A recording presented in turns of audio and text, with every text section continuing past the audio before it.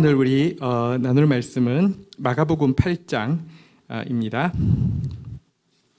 우리 토요일 GT 본문 말씀 보도록 하겠습니다. 1절, 2절, 3절 한번 보도록 하겠습니다.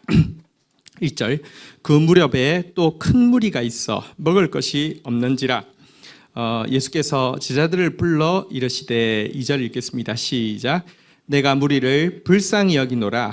그들이 나와 함께 있은지 이미 사흘이나 지났으나 먹을 것이 없도다. 3절, 만일 내가 그들을 굶겨 집으로 보내면 길에서 기진하리라.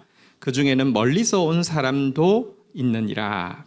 자, 1절에 보면 이 사건의 시간과 장소에 대해서 확인할 수 있는 단서가 있습니다. 그 무렵에라고 되어 있는데요. 그 무렵이라고 하면 지금 8장이니까 7장 마지막 내용과 관련이 있겠죠. 7장 마지막 내용, 오늘 GT 본문에 보면 기멀고 말 더듬는 사람을 고치신 일이 나왔잖아요. 그 배경이 7장 31절에 보면 이제 예수님께서 이방 지역인 두로 시돈을 거쳐서 데가볼리 지역으로 통과해서 갈릴리 호수에 이르렀습니다. 그러니까 요단 동편 쪽인데요. 그러니까 그래서 이 데가볼리 지역 지방 정도의 그 호수와 접해 있는 데가볼리 지역 정도에서 있었던 일임을 알 수 있습니다. 자, 이 데가볼리 지역에서 큰 무리가 예수님께 나와서, 자 8장 1절 다시 보겠습니다. 큰 무리가 예수님 앞에 나와서 예수님의 말씀을 듣는 큰 부흥회가 있었습니다. 자, 그런데 예수님께서 이제 그 제자들에게 이렇게 말씀하십니다. 2절, 내가 무리를 불쌍히 여기노라. 그들이 나와 함께 있은지 이미 사흘이 지났으나 먹을 것이 없도다. 여기서 일단 알 수 있는 것은 이 데가볼리 지역, 그러니까 그 데카폴리스, 그러니까 10개의 이방 도시들을 이야기하는데요. 여기서 많은 사람이 나왔다는 사실도 알 수 있고, 또 한 가지는 이 집회가 3일 동안 계속되었다는 사실도 알 수 있고요. 아마도 생각해 보면 이제 하루 집회를 마치면 집으로 갔겠죠. 또 그 다음 날 집회를 마치면 또 집으로 갔고, 또 마지막 날 집회니까 사람들이 정말 뜨거운 마음으로 말씀을 받고 있어서요. 이제 헤어질 시간이 지났고 식사 시간이 지나고 있는데도 흩어질 줄을 모르고 말씀에 열중하고 있었던 것으로 볼 수 있습니다. 자, 이러니까 예수님께서 제자들에게 이렇게 이야기하셨습니다. 내가 무리를 불쌍히 여기노라 라고 이야기하시면서요. 지금 이제 4일이 지났고 4일 동안 굶었다는 뜻은 아니겠죠. 이제 집에 가서 밥 먹고 오고 막 이렇게 했는데 마지막 날 집회는 끝날 시간이 됐지만 흩어질 줄 모르는 것 때문에 저녁 식사 시간을 넘기게 된 그런 상황인 것 같습니다. 제자들에게 다시 이렇게 말씀하셨습니다. 다시 한번 따라하겠습니다. 내가 무리를 불쌍히 여기노라. 3절 한번 볼까요? 만일 내가 그들을 굶겨서 집으로 보내면 길에서 기진하리라. 내가 불쌍히 여긴다. 지금 이제 마쳤다고 이제 헤어지세요라고 끝내버린다고 하면 길에서 너무 굶주려서 기진할 수 있고, 특별히 그 중에는 멀리서 온 사람들도 있다 그랬는데 제 생각에는 아마도 두로 시돈을 거쳐서 데가볼리로 왔는데요. 아마 두로 시돈에서부터 온 사람들도 있었던 것 같습니다. 이들은 돌아가려고 하면 과거는 무슨 숙소가 해결이 되는 것도 아니고 식사가 해결이 되는 것도 아니고, 그래서 예수님께서 이들을 내가 불쌍히 여긴다. 이들 집으로 그냥 돌려보내면 가는 길에 쓰러질 수도 있다. 이렇게 이야기를 하셨습니다. 여기서 먼저 좀 이제 생각해 보도록 하십시다. 데가볼리 지역에서 3일이나 큰 말씀의 집회가 있었던 것, 혹시 이게 어떻게 된 일인지 혹시 좀 생각이 되십니까? 데가볼리라고 하면 우리 마가복음을 쭉 해왔는데요. 좀 관련 있는 지역이 있는데 기억나시는 일이 있습니까? 군대 귀신 들린 사람이 치유를 받고 예수님 따라오겠다고 하니까 집으로 돌아가서 너희 가족들에게 네가 회복된 거, 너 때문에 제일 많이 힘들었던 사람, 또 너의 치유로 말미암아 제일 많이 기뻐할 사람 가족이니까 먼저 가족에게 돌아가라고 했습니다. 그래서 예수님과 함께한 게 아니라 가족에게 돌아갔고요. 그걸로 그친 게 아니라 데카볼리, 그러니까 자기 그 동네 10개 동네를 다니면서 예수에 대해서 전파하게 되었는데요. 그의 전도가 굉장히 진실하고 힘이 있었던 것 같습니다. 그러니까 이 사람들이요, 기적이 아니라 말씀 전하는데 3일 동안 그 예수 말씀에 집중하게 된 것으로 보여집니다. 어쨌든 바로 그곳에서 예수님께서 제자들에게 이렇게 내가 불쌍히 여긴다. 지금 그냥 보낸다고 하면 길에서 기진할 것이다 라고 예수님이 제자들에게 말씀하셨는데 왜 제자들에게 이 말씀을 하셨을까요? 이것은 먼저는 제자들이 자라야 합니다.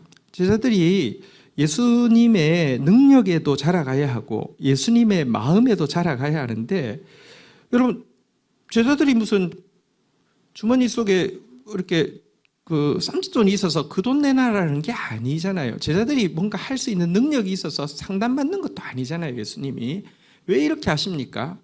예수님에 대한 믿음을 제자들이 가지게 하기 위해서 도전하기 위한 질문이죠. 또 한 가지 특별히 예수님은 무리들을 향한 긍휼히 여기는 마음, 불쌍히 여기는 마음을 제자도 좀 가지기를 원하시는데, 특별히 제자들이요, 오병이어의 기적, 6장에 보면 오병이어의 기적이 나오는데 그것은 유대 지역에서 일어났고 유대인들을 대상으로 한 것이고요. 오늘 이 기적은 보통 칠병이어라고 하는데 데가볼리에서 일어났고 이방인들을 대상으로 하는 것입니다. 여러분, 사실은 이 오병이어의 기적 때는 무리들에 대해서 제자들이 먼저 이야기했던 것 아십니까? 마가복음 6장 36절 한번 보시죠. 제자들이 무리를 보내어 두루 촌과 마을로 가서 무엇을 사 먹게 하옵소서. 예수님, 지금 시간 늦어지면 밥 못 먹습니다. 저기 우리 그 동포들 또 밥 못 먹으면 우리가 책임져야 됩니다. 그러니까 빨리 흩어서 빨리 밥 사 먹고 오게 해주십시오. 제자들이 먼저 이야기했습니다. 근데요, 이번에는 이방인들이 시간을 넘겨서 있는데도 그 이야기 제자들 안 했습니다. 예수님이 먼저 내가 불쌍히 여기노라, 저들 그냥 돌려보내면 기진해서 중간에 기진할 거다, 이 이야기 하는 것은요, 제자들은 밥 굶고 있는 이방 사람들, 청중들의 저러다가 배고프면 어쩌지, 집에 돌아갈 때 힘들면 어쩌지 라는 생각을 했다는 말입니까? 안 했다는 말입니까? 전혀 안 했다는 말이거든요. 특별히 과거 사실 유대인들은요, 대단히 유대 중심적이고 이방인에 대해서는 전혀 관심이 없었고요, 굉장히 하대하는 경향이 있었습니다. 그래서 예수님이 지금 내가 불쌍히 여긴다, 저들 굶겨서 돌려보내면 기진할 것이다 라고 이야기하는 것은 예수님의 그 마음도 좀 가지게 해달라고, 가지게 되기를 원하는 마음으로 이렇게 질문을 하신 것입니다. 예수님에 대한 믿음, 그리고 예수님의 그 긍휼의 마음, 이방인을 향해서도 가지고 있는 긍휼의 마음을 가지게 되기를 원해서 이렇게 말씀하셨을 때 제자들의 답을 한번 보실까요? 자, 오늘 본문 4절 한번 넘어가 보도록 하겠습니다. 같이 읽도록 하겠습니다. 읽겠습니다. 시작. 제자들이 대답하되 이 광야 어디서 떡을 얻어 이 사람들로 배부르게 할 수 있으리까? 예수님, 말이 되는 소리 하십시오. 아니, 우리한테 뭘 요구하시는 겁니까? 우리한테 이 사람들 그냥 돌려보내면 기진한다고, 내가 불쌍히 여긴다고 이야기하시는데 뭘 어쩌란 말입니까? 이 광야에서 떡을 어디서 구할 수 있습니까? 어떻게 배불릴 수 있습니까? 이런 식으로 왜 저한테 이러세요? 왜 자꾸 저한테 이러세요? 이런 식으로 대답을 하고 있습니다. 예수님이 답이 없어서 물었겠어요? 예수님이 그들 키우고 싶어서 물으셨는데 대답이 이렇습니다. 그러자 예수님께서 또 한 가지 질문을 하시는데요, 5절 한번 볼까요? 예수께서 물으시되 너희에게 떡 몇 개가 있느냐? 이르되 7이로소이다. 예수님 또 물으십니다. 떡 몇 개, 너희 가진 떡이 몇 개 있느냐? 7입니다. 이렇게 이야기하고 있습니다. 도시락 싸왔다는 이야기가 없는 걸 봐서 제자들은 아마 집회가 마지막 날이니까 좀 길어질 줄 알고 떡을 좀 준비했을 수도 있죠. 7개 있다라고 이야기하는데, 여기까지 보시면요, 오병이어 때에 예수님과 제자들의 대화와 거의 비슷한 것을 알 수 있지 않습니까? 마가복음 6장 37절, 38절에 보면 오병이어 때 제자들하고 예수님이 대화를 하죠. 너희가 먹을 것을 주라 이렇게 이야기하니까요. 마가복음 6장 37절 대답하여 이르되 너희가 먹을 것을 주라 하시니 여짜오되 우리가 가서 200데나리온의 떡을 사다 먹으리까 200데나리온이면 2천만 원 정도 되거든요. 2천만 원도 없지만 2천만 원어치 떡을 어디서 삽니까? 이제 이런 말이죠. 이러니까 예수님께서 그 다음에 뭐라고 하셨죠? 38절 한번 같이 읽겠습니다. 시작.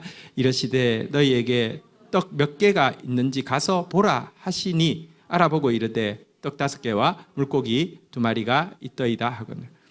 보십시오. 똑같은 말이 반복되고 있습니다. 얼마 전에 오병이어의 기적을 경험했는데도요. 또 예수님이 내가 불쌍히 여긴다. 너희가 먹을 것을 주라 하니까 이거 광야에서 뭘 줍니까? 그럼 너희 떡 몇 개 있느냐?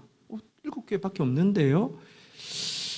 여기서 우리가 참 우리가 얼마나 깨달음이 없는지도 보게 됩니다. 우리 7장에서 계속 보면 예수님께서 바리새인들과 이 외식하는 이 음식 정결례에 대한 문제에 대해서 바리새인과 이야기하고 나서는 또 그 따르는 바리새인 없을 때 무리들과 이야기하고 나서는 또 제자들과 다시 이야기하는데 3번을 이야기해도 무슨 뜻인지 잘 모르는 장면이 나오지 않습니까? 우리가 한 가지 좀 기억해야 합니다. 잘 모릅니다. 상황이 조금만 바뀌어도요. 또 똑같은 상황이 또 다시 찾아와도요. 잘 모릅니다. 우리 안에 믿음이 없습니다. 우리 안에 사랑이 없습니다. 그러니까 주님이 원하시는 정답을 잘 할 수가 없습니다. 깨달음이 없습니다. 근데요.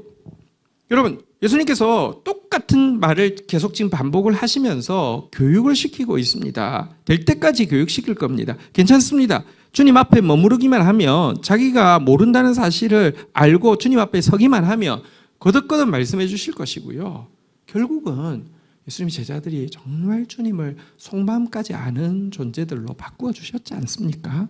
그래서 여러분 우리 2가지 알아야 됩니다. 하나는 내가 정말 깨달음이 없고 진짜 모른다는 사실을 알아야 되고요. 2번째는 그래서 나는 예수 앞에 반드시 있어야 된다는 사실을 알아야 됩니다. 그런데 이 2가지만 알면 나는 모른다는 사실을 알고 나한테는 예수님이 필요하고 난 예수님 앞에 서야 된다는 사실만 알면 넉넉히 좋은 제자 될 수 있고요. 넉넉히 천국 백성 될 수 있습니다. 어쨌든 전혀 지금 똑같은 말만 반복하고 있죠. 자, 여기에 대해서 예수님께서 이제 6절 한번 보도록 하겠습니다. 예수께서 무리를 명하여 땅에 앉게 하시고 떡 7개를 가지사 축사하시고 떼어 제자들에게 주어 나누어 주게 하시니 제자들이 무리에게 나누어 주었더라. 7절 같이 읽도록 하겠습니다. 시작. 또 작은 생선 2마리가 있는지라 이에 축복하시고 명하사 이것도 나누어 주게 하시니. 자, 예수님께서 떡 7개를 축사하시고 제자들에게 나누어 주게 했고요. 또 생선 여기 2마리라고 되어 있는데 원어는 보니까 생선 몇 마리라고 되어 있어서 어쨌든 그러니까 정확하게 2마리라는 뜻은 아닙니다. 어쨌든 몇 마리 그냥 조그만 거 3기도 그럴 정도 있었는데 또 축복해서 나누어 주게 하셨습니다. 그러자 8절 한번 보도록 하겠습니다. 8절. 배불리 먹고 남은 조각 7 광주리를 거두었으며 9절 같이 읽겠습니다. 시작. 사람은 약 4,000명이었더라. 예수께서 그들을 흩어 보내시고. 자, 여기 한번 좀 보십시오. 예수님이 우리가 좀 기억해야 될 것은 오병이어 기적 때는 목자 없는 양 같은 그들의 영혼의 상태를 불쌍히 여기시고 오병이어의 기적을 일으켜 주셨다고 하며 오늘 본문에서는요, 사실은 돌아가는 길에 육신적으로 기진할 것 같다고 육체적인 상황을 보고 기적을 일으켜 주셨습니다. 예수님은 우리 영혼에만 관심이 있는 게 아니라 우리의 육신에도 관심이 있습니다. 근데 우선순위의 문제이지 전혀 예수님은 영적인 것은 소중하고 육적인 것은 관심 없다. 그게 아닙니다. 영과 육 모두를 관심이 있으시고 채우시는 분이신데요. 재밌는 것은 오병이어의 기적 때는 우리 8절 앞으로 좀 넘어가 볼까요?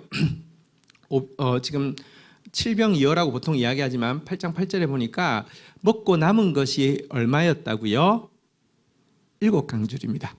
자, 오병이어의 기적 때는 얼마나 남았을까요? 12? 예, 근데 이제 우리가 조금 이게 좀 원래의 뜻을 좀 정확하게 알기 위해서 이 제가 조금 확인해 볼게요. 요즘 성경이 어떻게 되어 있는지 좀 볼게요. 네, 잘 되어 있네요. 우리 마가복음 6장 43절 한번 보시죠. 마가복음 6장 43절, 43절. 자, 남은 게 얼마였다고요? 12바구니. 자, 7병이었 때는 남은 게 얼마였다고요? 8장 8절. 7 광주리. 자, 바구니, 광주리 어떤 차이가 있을까요? 바구니, 12바구니는 여러분 사실 개인이 요즘 도시락 들고, 이제 도시락도 잘 안 들고 다니지만 여러분 개인이 밥 가지고 다니는 그것을 바구니라고 그럽니다. 그러니까 한 이만한 겁니다. 이만한 거. 여러분들 저기 무슨 뭐죠? 브런치 같은 카페 같은 데 가면 샐러드 시키면 빵 바구니에 담겨 나오죠. 그죠? 그런 거 생각하시면 되겠습니다. 12바구니. 그런데 여기서는요, 7 광주리입니다. 이 광주리는 어떤 크기냐고 하면 여기 동일한 원어가 성경에 바울이요, 이 다메섹에서 도망갈 때 뭐 타고 도망간지 아세요? 지붕에서 광주리 타고 도망갔어요. 그러니까 사람이 들어갈 수 있는 고거 7개 담았어요. 어디가 더 많이 거쳤다고요? 예, 광주리. 그러니까 이 대가볼리 지역에서 더 많이 정도가 아니라요. 그러니까 한 엄청나게 더 많이 거쳤어요. 저는 이게 좀 12도 물론 완전수고요. 7도 완전수이지요. 그런데 예수님께서는 사실은 뭐랄까 육신적인 문제에도 관심이 있으시고 특별히 이방인들에 대해서 제자들은 지금 긍휼의 마음이 너무 없지만 예수님은 훨씬 더 많다는 것도 보여주고요. 또 한 가지는 이들이 3일 동안 말씀에 얼마나 집중했던지 3일 동안 기적 일으킨 거 아니잖아요. 사람들은 지금 떡 언제 주나만 기다리는 유대인들과 달리 기적 언제 베푸나만 기다리는 유대인들과 달리 말씀에 집중한 그들을 보시고 너무 기쁨으로 예수님께서 기적을 훨씬 더 풍성하게 베풀어 주신 내용이 이제 떡 7개로 이방인들을 먹이신 기적입니다. 남자만 4,000명이었으니까 적어도 뭐 10,000명이 넘는 사람들이 모였을 때 이런 기적을 베풀었죠. 자, 이렇게 하시고는요. 자, 이제 9절 보니까 이제 그들을 흩어 보내시고 나서는 10절 곧 제자들과 함께 배에 오르사 달마누다 지방으로 가시니라. 이제 대가볼리에서 배를 건넜으니까 이제 요단 서편, 다시 말하면 이제 이 갈릴리 지역으로 넘어오셨죠. 유대인 지역으로 넘어오셨죠. 달마누다가 어딘지는 정확하게는 알 수 없는데 병행 본문 마가복음 15장 39절에 보면 마가단 지역 지경으로 가시니라라고 되어 있어서 마태복음 15장 39절 병행 본문 마가단 지경이라는 말과 달마누다 지방이라는 말이 같은 것인 거 알게 되고요. 아마도 이 요단 서편에 있는 막달라 지역을 이야기하는 것으로 보입니다. 어쨌든 이쪽으로 넘어가셨는데요. 넘어가시자마자 11절 기다렸다는 듯이 자, 오늘 본문으로 가보도록 하겠습니다. 같이 읽겠습니다. 시작. 바리새인들이 나와서 예수를 힐난하며 그를 시험하여 하늘로부터 오는 표적을 구하거늘. 아마도 막달라로 보이는 이 지역에 도착하자, 유대인 지역에 도착하자 바리새인들이 기다렸다는 듯이 나왔습니다. 그리고 예수를 힐난했습니다. 힐난한다는 것은 비난조의 말을 퍼붓는다는 것이죠. 막 욕을 하면서 막 삿대질을 하면서 뭐라고 하냐고 하면 당신이 진짜 하늘로부터 왔다며 당신이 진짜 메시아라고 하면 표적을 보이라고. 근데 그 말 앞에 당신이 정말 메시아인지 우리가 정말 알고 싶습니다. 표적을 보여주시오가 아니라 힐난하면서 막 삿대질하고 손가락질하면서.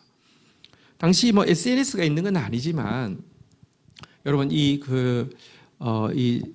떡 7개의 기적의 이야기는 어쩌면 벌써 이렇게 전파가 되었을 수도 있습니다. 이 바리새인들은 아마도 여기 3일 동안 이방 지역에서 이렇게 하나님 말씀을 가르친 것이기 때문에 아마 전파되었다고 봐야 될 것입니다. 이방인들에게 말씀을 가르친 것에 대해서도 막 격분해 있고요. 어쨌든 이런 상태에서 당신이 진짜 메시아라고 하며 증거를 보이라고 이렇게 예수를 시험하고 나왔습니다. 자, 이런 시험 앞에서 예수님의 반응을 보시면요, 12절 같이 읽도록 하겠습니다. 시작. 예수께서 마음속으로 깊이 탄식하시며 이르시되 어찌하여 이 세대가 표적을 구하느냐? 내가 진실로 너희에게 이르노니 이 세대에게 표적을 주지 아니하리라 하시고, 예수님께서요 마음속으로 깊이 탄식하셨다 이렇게 되어 있습니다. 이 표현은 성경에 여기만 나오는 표현으로 정말 너무너무 크게 실망하시고 너무너무 크게 슬퍼하시고 너무너무 크게 분노하시는 모습을 잘 보여주는데요. 그러면서 내가 진실로 너희에게 이르노니 이 세대에는 표적을 주지 않겠다라고 예수님께서 정확하게 거절을 하십니다.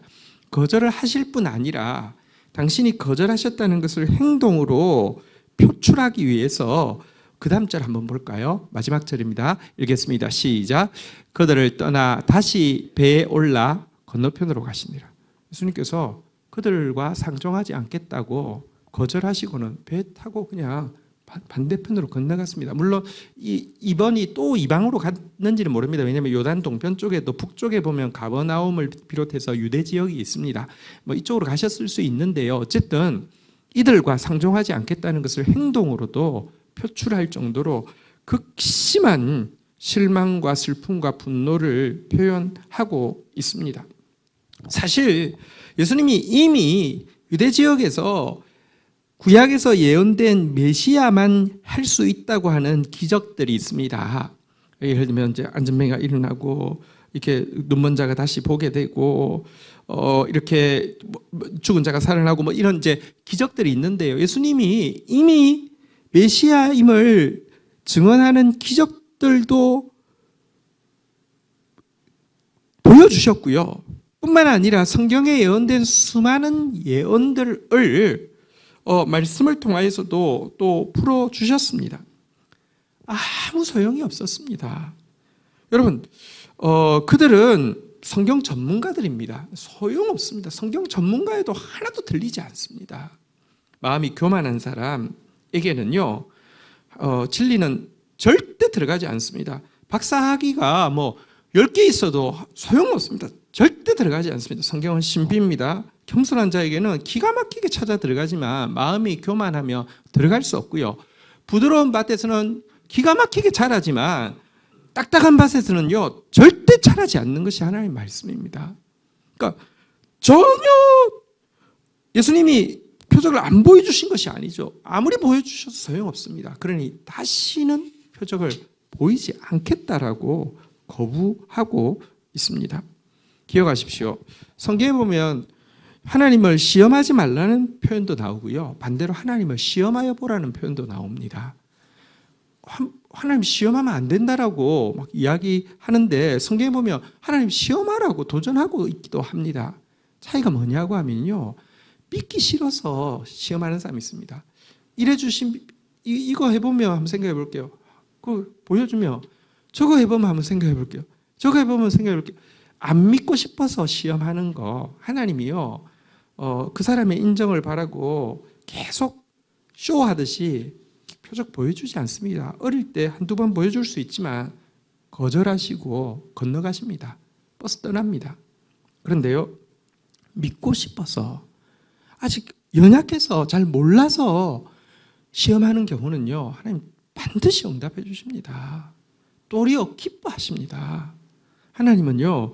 이렇게 무슨 뭐 엄하고 뭐 이렇게 뭐랄까요? 함부로 막 말도 못 붙이고 이런 분 아니십니다. 근데 저들의 이 교만함에 대해서는요. 주님께서 상종하지 않겠다고 바로 배를 타고 건너가시는 장면을 보십시오.